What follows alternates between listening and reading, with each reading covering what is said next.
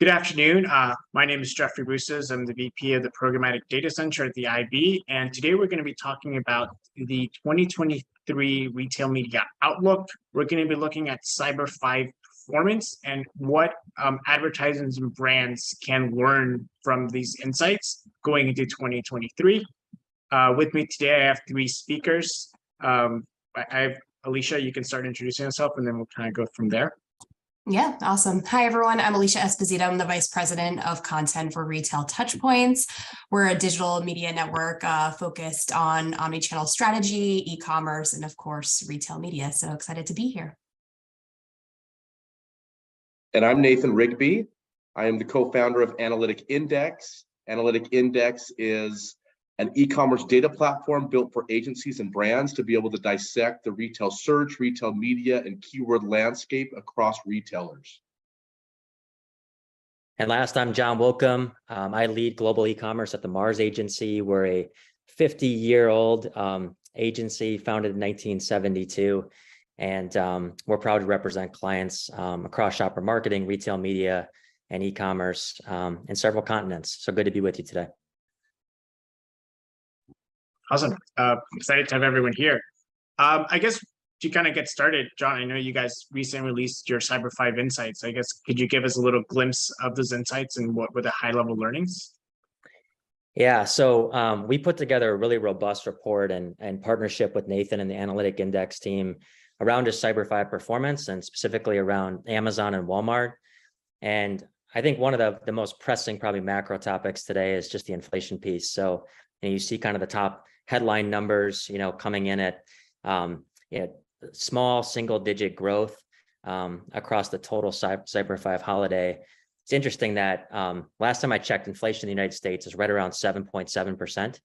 So I think one thing people naturally will ask is, did sales actually grow? If you take the inflation number out of it, the answer is simply no on a dollars year-over-year basis. However, if you look at certain channels, and again, our report focused on Amazon and Walmart, you look at places like Shopify was up 17%. I believe BigCommerce was up 31%. So it's interesting to see how shopper behavior is shifting in some ways. And at the same time, we have a lot of clients where their portfolios are shifting to more commodity, household type items. And so, there's maybe less of a focus and a tighter margin profile on some of those items, but you're seeing just a shift in consumer behavior across the board. Yeah, I'd add into that one topic piece around that inflation is also looking at the amount of promotions that drove the Cyber 5 holiday. Part of this is in relation to the year previous having, a massive amount of demand, and the inventory of 2021 versus 2022 has been a large shift in terms of how the economy and the consumer is engaging. But on Amazon this year, we saw the average discount at about 21%, whereas on Walmart, the average discount was about 16%. But then the real kind of shocking moment still comes into framing the difference between Amazon and Walmart online.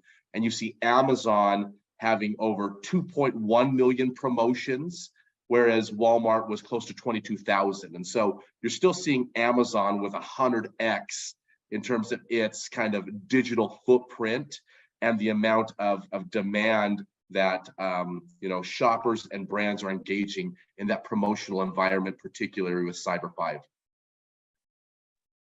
So you touched on a thing I was going to talk later, but I did want to kind of touch on it, kind of like the fact that promotions were a little bit lower, like in terms of percent discounts were lower. So these smaller discount percentages, but there was more products that were on sale. Is that going to continue to 2023? And is that placing like a bigger strain for these retailers in terms of supply chain or on the brands and how to move this in? Or are these brands just trying to move as much inventory as possible and just why more products were on discount, but at a lower discount? Yeah, great question. What I would say is that it right now is in a shifting position, right? You see a lot of really well-known brands like Apple and Nintendo and Lego and others.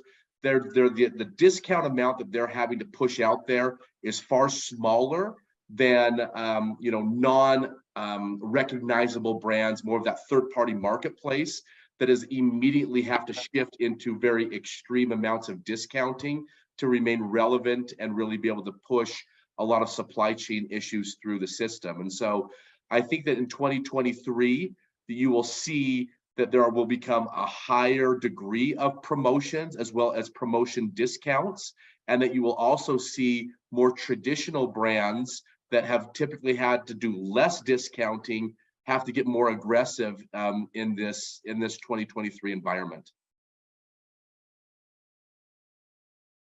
Yeah, I'll just add to that, Nathan. I think you bring up points that have been pretty consistent in a lot of the conversations that we've been having with experts and analysts, that, you know, brands and retailers are trying to assess, like, what does value really look like for the consumer, and like, what is that threshold of ideal discounting, especially in this inflationary environment. So it's an interesting tug of war, I feel like, because for a while we were covering, you know, the elongation of the season, right? And how we were starting to see a slow trickle of promotions, and, you know, Amazon doing the you know, early, I guess, pre-holiday prime shopping event as kind of like an indicator. But it seems like it was almost like, I think Salesforce used the phrase like a game of chicken, right, between the consumer and retailers.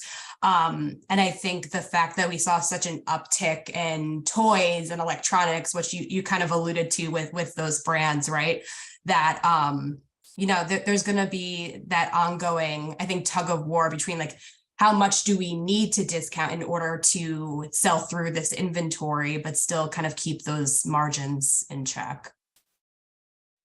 Jeffrey, let me, one last point. I think those were perfectly well, excellently said, Alicia, in terms of what you're seeing and what the data also is confirming. I think that the biggest story that's being underreported right now, though, is the impact that COVID had on product innovation. And how that is also playing into inflation and discounting. So when I look at the top 10 performing items site-wide for Amazon and Walmart, the one consistent performer is Apple AirPods 2nd generation. If you guys think about like previous holiday seasons, there was always a tremendous amount of innovation happening where you had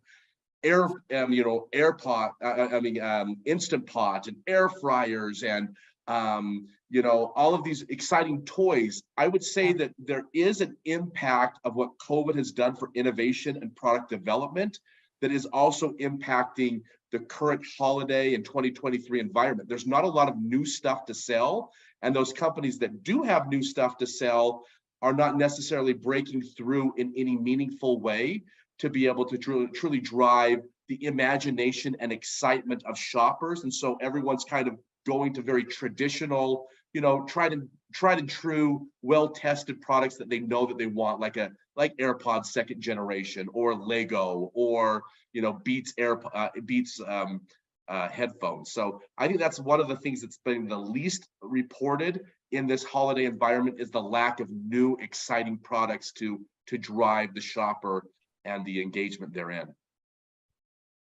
I think that's really interesting, and I think that, well, not to deviate from the conversation, but there's, one of the reasons a lot of tech companies want people back in the office is because that productivity has maintained or even increased. But as you mentioned, there's been a significant drop in innovation. So I think that's interesting how we're seeing that in terms of sale. Alicia, you were really talking a lot in terms of like categories and specific growth. Really want you to kind of expand on kind of like which category saw that growth year over year. Kind of like maybe throw in some stats, kind of so like the listeners can really get more of a POV on what that is. Yeah, absolutely. And we always try to cover a wide variety of different sources, because I know there is some variance there in terms of results. John, I think you shared a good like Shopify versus BigCommerce, and Nathan, you may have your own metrics, but I'll kind of use Adobe Analytics as the reference point from our side, since that was a key source in our Black Friday and Thanksgiving weekend coverage. So looking at the weekend specifically, like I said earlier, toys were up pretty significantly compared to October 2022, right? So we're looking at that, month over month period up 383%. And other categories that saw a pretty significant increase were jewelry up 230%, sporting goods up 239%, and apparel, interestingly enough, was up 217%. But what I always like to look at is the weekend versus Cyber Monday, just because of the nature of that holiday, like electronics, toys, computers. I think the data really reflects like people were kind of saving up, again, that game of chicken. They're waiting to see where the deals were coming from, where they could get the best deal, whether it was through Amazon or Walmart or Target. But again, toys, online sales grew 684% compared to October 2022 on Cyber Monday. And then electronics up 391% and computers up 372%. So I think it's really interesting just to see dynamic shift. Appliances were also another big one, up 458%. So I'm curious to see, how that will change or shift as the season goes on. And, whether there will be any fluctuations, because I know looking at 2022 as a whole, we did see some interesting shifts, as people started to go back to the office, there were more investments in wardrobe updates, we saw some slight upticks in apparel, but overall, that particular category has been struggling a little bit. So I'm curious to see what the rest of the season will hold. But Nathan, John, if you saw other things come from your data sets, I would love to hear it as well. I love getting like that double data points, because you really start to see the real direction of everything going on. Our data for Amazon shows, similar to what you said, like the top performing categories were home and kitchen, clothing and apparel, electronics, and then toys and games. Interestingly enough, on Amazon, we saw the biggest growth in terms of year over year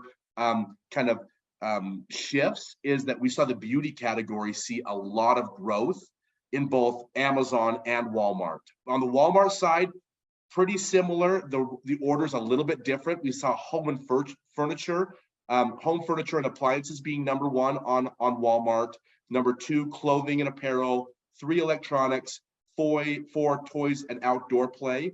But once again, beauty taking an outsized growth portion of where shoppers were engaging and that we were playing. And then the last thing that I would say is I'm very impressed with, several years ago, Toys R Us going under. You can see that there was a battle going on with Amazon, Walmart, and Target. I think it's fair to say that Amazon has taken the lion's share of the engagement of the toy category and has really dominated that space in a meaningful way. Just on a personal level, my daughter every year gets incredibly excited in October before anyone else is really thinking about it, of getting that Amazon toy gun, and she's got it all circled up, and it's like the whole page is red because everything she wants. So anyway, I think that Amazon's really to be complimented of taking that segment in a meaningful way. I did want to touch on the differences because, obviously, like each of the different retailers are kind of like looking at their strengths. But, and John, I wanted to ask you this, like, first of all, how did brands approach BFCM differently this year? And then also, how are they approaching not just BFCM, but also kind of advertising in Walmart and Amazon when they're in both platforms? How are they approaching the two platforms differently? Because that's something we saw a lot of this year. Yeah, for sure. I think that's probably one of the most interesting things about this whole report that we put together is just, you would think, especially for bigger enterprise companies, that there would be a significant amount of crossover and similarity between Amazon and Walmart. The reality across most categories, though, is that there's not. And so, we could take, let's just pick a category. We'll take sports and outdoors just as an example. If you look at the best top selling brands over the Cyber 5 holiday on Amazon, you've got Nike in first place, followed by Adidas. Amazon Essentials comes in third, and then Under Armour and Columbia, right? If you go to Walmart, you look at that same data set, Adidas, Under Armour, and Columbia, they're not even in the top 10. And so it's kind of fascinating when you look across some of these things, both from a brand visibility perspective, and then to your point, the actual strategy in terms of discounting, advertising, promotion, like what's happening there. We saw some categories with massive discounts. So like in the arts and craft category, you know, the top discounted item that was a top 10 seller, 62% off, you know, versus some things in like the clothing category. I think the largest discount amongst top sellers was only 31%. So it really gives you that threshold of what's necessary to compete in the category. And I think, you know, one of the big questions maybe for the audience is like, hey, that's great. Like, what do we do with this stuff moving forward? I would say that would be probably the key takeaway for me is just get a good handle on your categories, strategies, average promotions, who's winning, who's losing. And then obviously it gives you some input too, just to maybe who's long in the tooth regarding inventory, who needs to push things out, and who's maybe got ahead of that by promoting things maybe over Prime Day or Amazon's October event as well. And they're in a little bit better position now going into 2023. John, I love that, putting a little bit an additional data point on that tactically. Clorox had with their Burt's Bees brand a huge success win with their Christmas essentials. They had 5 products as stocking stuffers. It was a top 10 item site-wide for Amazon. It was non-existent in the Amazon or in the Walmart ecosystem, even in the beauty or the personal care space. And I got into the details of that particular item. And on Amazon, they had optimized that item organically for over 400 keyword terms. They were spending across like 200 different keyword terms for advertising purposes. The discount was solid. When you went and looked at that same exact item in the Walmart space, it was only indexing for one keyword term. And so the details matter. The channel strategy is really still not very clean yet. And so on Clorox, they have this massive win for Burt's Bees on Amazon, but then they're saying, why couldn't we do the same thing in the Walmart space? And so the devil's in the details in terms of how you execute. When we talk about, you know, other channels, I do kind of want to touch a little bit on other channels. Alicia, I would love to kind of know what the role of other channels is to influence demand, especially in terms of like, you know, we're seeing a lot of influencer marketing and live streaming and where that fits within, you know, specific big tentpole events. Yeah, and honestly, I've been trying to keep a very close watch on what the retailers are doing to kind of influence trends, raise awareness for key products, and kind of set this more curation driven approach. And I'm curious, you know, what other folks have to say like around how that plays into like brand strategy. Like, are there certain things that brands can do to kind of be a part of that curation experience? But I found it really interesting that, you know, going to the app experience, going to the e-commerce homepage, there is a lot of, you know, category and intention based shopping, which, you know, I felt like has always been pretty present, you know, across these, you know, big retailers. But I felt like it was very hard hitting across Walmart, Amazon, Target this year, not just at the category level, but even at the price level. I mean, before we hopped on the line, you know, I checked out the Target app and it was like gifts under $3 or toys under $5. Like they're getting very granular. They're getting very specific. And I think what I find, you know, most interesting is how more organic and community-based channels such as live shopping and influencer marketing are being treated almost as an inbound funnel that drives people to these more product-specific experiences, these curated lists, and, you know, top buys or top gifts for the year. And I think, you know, if I were to pinpoint, I guess, a winner, even though I feel like they're all kind of playing, you know, catch up with each other at this point, Walmart has really made some significant investments in, you know, live commerce, shoppable content, and really just bringing that organic inspiration and excitement around the holiday, which, Nathan, you were talking about, Amazon's, toy and gift guide as that point of engagement. But I think, Walmart has been doing some really interesting stuff as far as engaging tastemakers, influencers, TV personalities, to kind of create this HSN type experience that has a clear connection, I think, to more direct e-commerce product pages and ultimately conversions. So it's been an interesting ecosystem that we're seeing being built out for holiday specifically.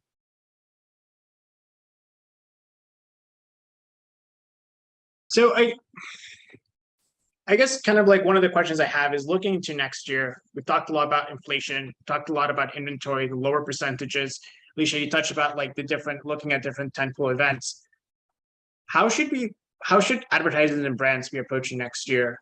John, I know you touched a little bit kind of on the fact of like being competitive and like the different percentages in terms of discounts, but I guess like, for example, like Memorial Day or 4th of July sales, like how should brands be approaching those, big tentpole events that are coming up? And what do they need to know to make sure that they're successful in there? I can take a quick stab at that and then pass the mic. I think we're in an era, obviously, of like, economic tightening. And what happens then is when money's not free flowing and interest rates are going up and you have kind of this, I don't know, grayish black cloud, like, over the industry, it causes everybody just to look closer at everything. So you're going to be more data driven. You're probably going to look to put more overall media dollars into retail media where you have 1P, data measurement solutions, and you're actually able to trace that sale accurately. And so I just think we're seeing that. We're seeing it across social media. We're seeing it across Google search. People want to see what's happening with the money and what it's actually driving. And whether you're kind of in the camp of performance media or you're in the brand media camp, I think there's places for both of those kind of methodologies. But I think it was super, super sexy to talk about retail media in 2022. Now it's going to be actually like, how do we win here? And what's it going to take for us to feel really good about the money that we're putting there and objectively getting out? Yeah, I totally agree with you, John. I believe that 2023 is going to be all about efficiency and effectiveness of spend. And the only way you can get efficiency and effectiveness is knowing more than your competitors, right? Knowing where you're at, where the category is at, and your competitors are at for their spend, for their sales, for their positioning and performance across keywords and categories. So if you want to drive success on Memorial Day next year, you have to understand what Memorial Day last year looked like, as well as what April looked like in 2023, and be able to craft the strategy based off of the data points of advertising, promotions, price points, and assortment in a way that actually is, purposeful to how you go and attack the Memorial Day holiday. And so it's really basic, but data drives decisions, and what you measure is what you improve. And if you want to get to where you want to go, you have to know where you're currently at. And so all of those things, while very well known within the industry, are not yet being executed in a very systematic way. And I think 2023 will prove that out in a very aggressive fashion as agencies and brands look for those type of data points to be able to get more purposeful and effective and efficient with their spend.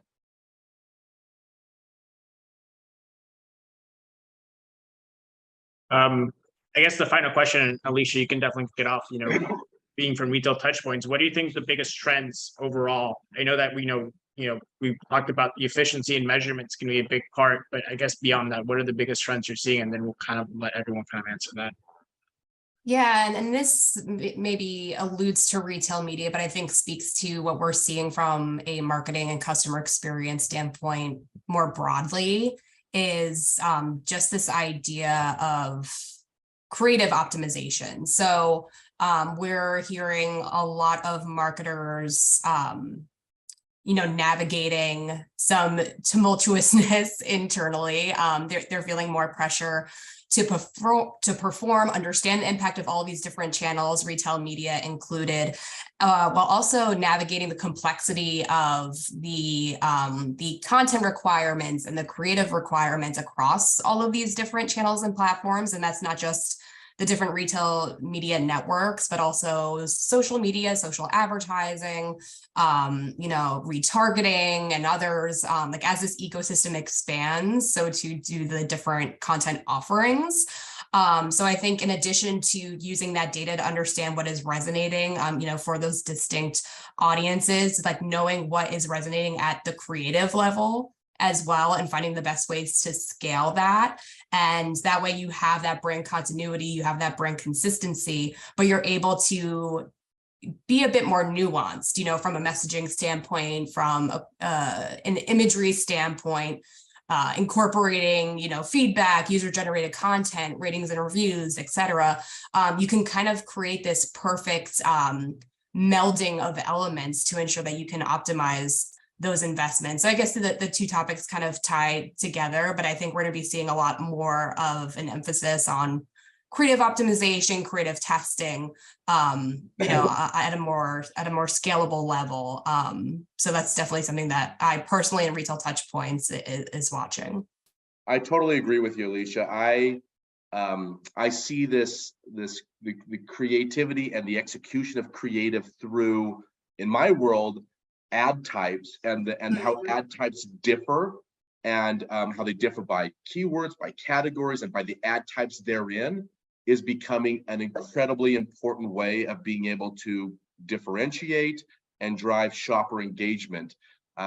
As is the case, when something new happens, you try to reapply, old creative to a new environment. And I think the best of the best are starting to understand how to customize that creative across brand videos and sponsored products and sponsored brand videos and sponsored display and all of these different opportunities to tell stories and make sure that the shopper understands the nuance of how this product fulfills both a benefit or an attribute or solution that is very unique to them. And that's something why we were so excited to be able to partner with the Mars agencies, because of their world-class nature in this very area. So it's been a pleasure, John, to work with you and your team to be able to develop this. And now we're gonna have to bring Alicia into the fold, because this seems like a perfect trifecta. But I'll leave you the last word, John. I agree with both of you. I think we talk about this on a daily basis. And I think the last maybe parting words from me is just, my philosophy has always been your digital shelf is never done.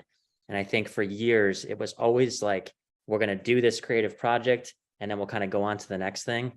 But if you're really going to win in this environment, you have to constantly be testing, innovating, trying things online. There's no reason why your digital shelf shouldn't evolve the same way as it would in a store, where you're changing displays and you're putting shelf talkers up and you're doing different things to grab people's attention, whether that's for holidays, whether it's for new item launches, whether it's around even national campaign messaging. So I think there's a maturity curve for sure. Everybody's kind of on a journey.